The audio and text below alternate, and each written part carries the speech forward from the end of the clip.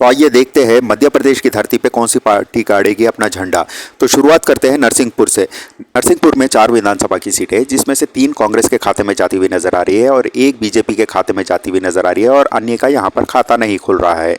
और इसके बाद आता है हारदा, जहाँ पर 2 विधानसभा की सीटें हैं, जिसमें से 1 कांग्रेस के खाते में जाती हुई नजर आ रही है और 1 बीजेपी के खाते में जाती हुई नजर आ रही है। मतलब यहाँ पर बीजेपी कांग्रेस का कड़ा मुकाबला है। इसके बाद आता है ढिंडोरी, जहाँ पर 2 विधानसभा की सीटें हैं, जिसमें से 1 कांग्रेस के खाते में जाती हुई नजर आ रही है और 1 बीजेपी के खाते में जाती हुई नजर आ रही है। यहाँ पर भी मामला बराबर का है। इसके बाद आता है सीहोर, जहाँ पर 4 विधानसभा की सीटें हैं, जिसमें से 2 कांग्रेस के खाते में जाती हुई नजर आ रही है, 2 बीजेपी के खाते में जाती हुई नजर आ रही है और अन्य का यहाँ पर भी खाता नहीं खुल रहा है।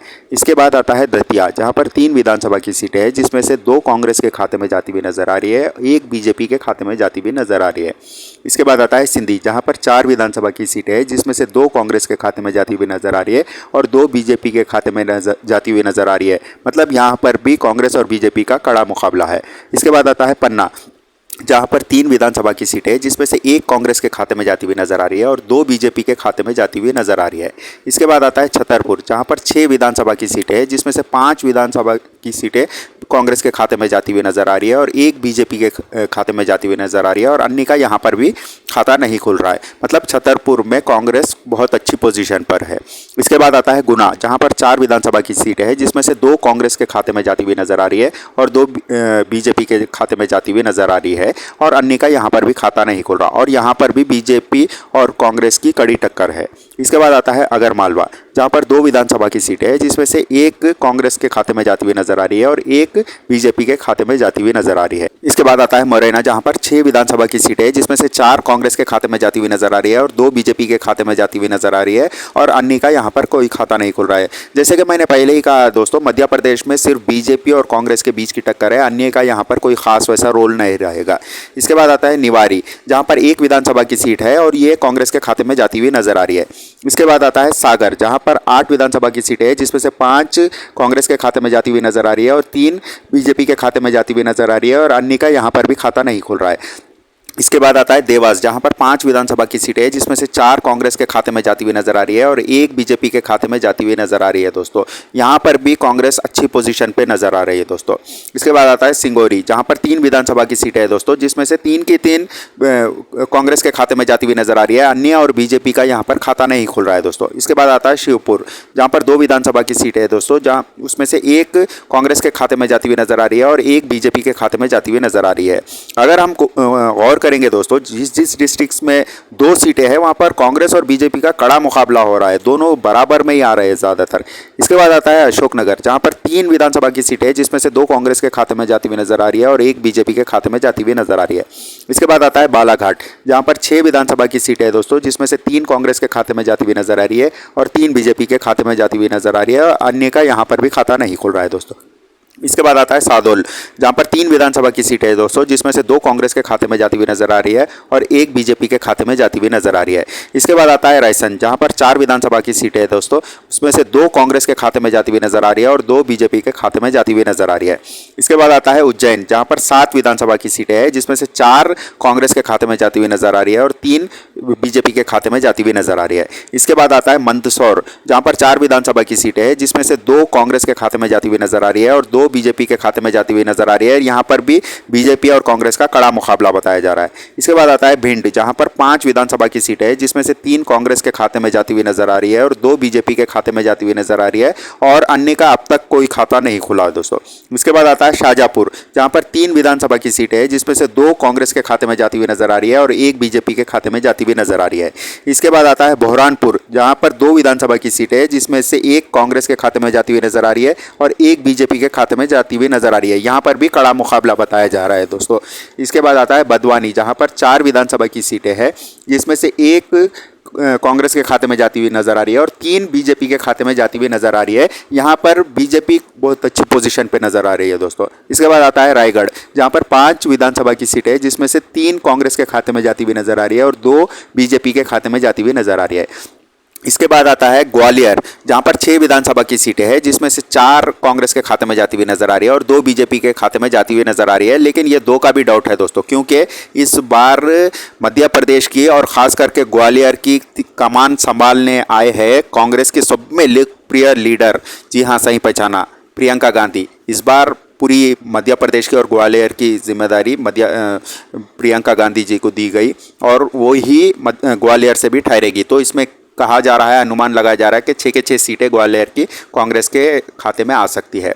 इसके बाद आता है होशंगाबाद, जहां पर 4 विधानसभा की सीटें हैं, जिसमें से 3 कांग्रेस के खाते में जाती हुई नजर आ रही है और 1 बीजेपी के खाते में जाती हुई नजर आ रही है। इसके बाद आता है उमरिया, जहां पर 2 विधानसभा की सीटें हैं, जिसमें से 1 कांग्रेस के खाते में जाती हुई नजर आ रही है और 1 बीजेपी के खाते में जाती हुई नजर आ रही है। यहाँ पर भी मामला बराबर का है दोस्तों। इसके बाद आता है अनूपपुर, जहां पर 3 विधानसभा की सीटें हैं, जिसमें 2 कांग्रेस के खाते में जाती हुई नजर आ रही है और 1 बीजेपी के खाते में जाती हुई नजर आ रही है।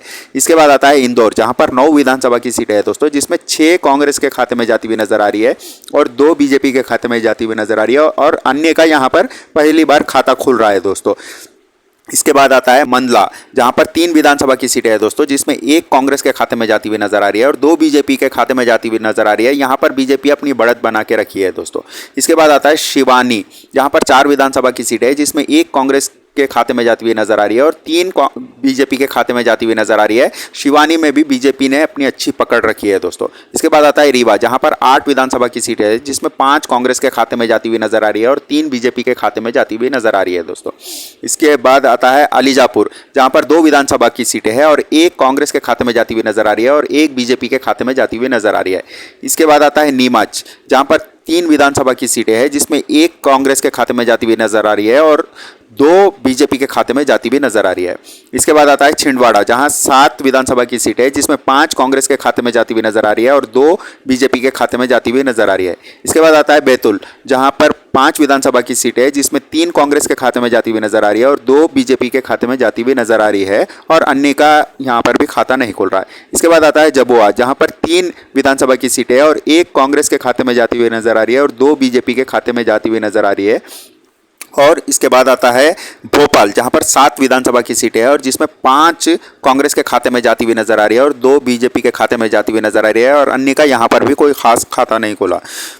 इसके बाद आता है विदिशा, जहां पर 5 विधानसभा की सीटें हैं, जिसमें 3 कांग्रेस के खाते में जाती हुई नजर आ रही है और 2 बीजेपी के खाते में जाती हुई नजर आ रही है। इसके बाद आता है दमोह, जहां पर 4 विधानसभा की सीटें हैं, जिसमें 2 कांग्रेस के खाते में जाती हुई नजर आ रही है और 2 बीजेपी के खाते में जाती हुई नजर आ रही है। यहां पर मामला बराबर का है दोस्तों। इसके बाद आता है टीकमगढ़, जहां पर 4 विधानसभा की सीटें हैं, जिसमें 2 कांग्रेस के खाते में जाती हुई नजर आ रही है और 2 बीजेपी के खाते में जाती हुई नजर आ रही है। यहां पर भी कांग्रेस और बीजेपी की कड़ी टक्कर बताई जा रही है। इसके बाद आता है जबलपुर, जहां पर 8 विधानसभा की सीटें हैं, जिसमें 4 कांग्रेस के खाते में जाती हुई नजर आ रही है और 3 बीजेपी के खाते में जाती हुई नजर आ रही है और 1 अन्य के खाते में जाती हुई नजर आ रही है। फिर और एक बार अन्य का यहां पर खाता खुलता हुआ नजर आ रहा है दोस्तों। इसके बाद आता है कटनी, जहां पर 4 विधानसभा की सीटें हैं, जिसमें 3 कांग्रेस के खाते में जाती हुई नजर आ रही है और 1 बीजेपी के खाते में जाती हुई नजर आ रही है दोस्तों। और इसके बाद आता है सतना, जहां पर 7 विधानसभा की सीटें हैं, जिसमें 5 कांग्रेस के खाते में जाती हुई नजर आ रही है और 2 बीजेपी के खाते में जाती हुई नजर आ रही है और अन्य का यहां पर खाता नहीं खुल रहा है दोस्तों। इसके बाद आता है खांडवा, जहां पर 4 विधानसभा की सीटें हैं, जिसमें 3 कांग्रेस के खाते में जाती हुई नजर आ रही है और 1 बीजेपी के खाते में जाती हुई नजर आ रही है दोस्तों। इसके बाद आता है शिवपुरी, जहां पर 5 विधानसभा की सीटें हैं, जिसमें 3 कांग्रेस के खाते में जाती हुई नजर आ रही है और 2 बीजेपी के खाते में जाती हुई नजर आ रही है। इसके बाद आता है धार, जहां पर 7 विधानसभा की सीटें हैं, जिसमें से 4 कांग्रेस के खाते में जाती हुई नजर आ रही है और 3 बीजेपी के खाते में जाती हुई नजर आ रही है और अन्य का यहां पर भी खाता नहीं खुल रहा है। इसके बाद आता है रतलाम, जहां पर 5 विधानसभा की सीटें हैं, जिसमें 3 कांग्रेस के खाते में जाती हुई नजर आ रही है और 2 बीजेपी के खाते में जाती हुई नजर आ रही है और अन्य का यहां पर भी कोई नामो निशान नहीं है।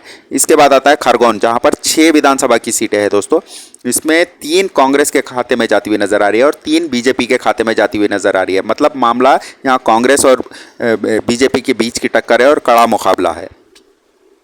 ये सब के बाद दोस्तों कांग्रेस पार्टी बीजेपी से काफ़ी आगे नज़र आ रही है दोस्तों और इसमें बहुत बड़ा फ़र्क नज़र आ रहा है दोस्तों, जिससे कोई तोड़ मड़ोड़ की सरकार भी बनाने के कोई मौका नहीं नज़र आ रहा है दोस्तों। वैसे भी अगर आप देखेंगे तो अन्य के खाते में भी कोई ख़ास विधायक यहाँ पर नहीं आए दोस्तों, ताकि कोई तोड़ मड़ोड़ की सरकार बना सके। तो बहरहाल दोस्तों, इसके बारे में आपका क्या कहना है कमेंट बॉक्स में लिख के ज़रूर बताइए। वीडियो पसंद आने पर लाइक शेयर कीजिए और चैनल को सब्सक्राइब करना ना भूलें।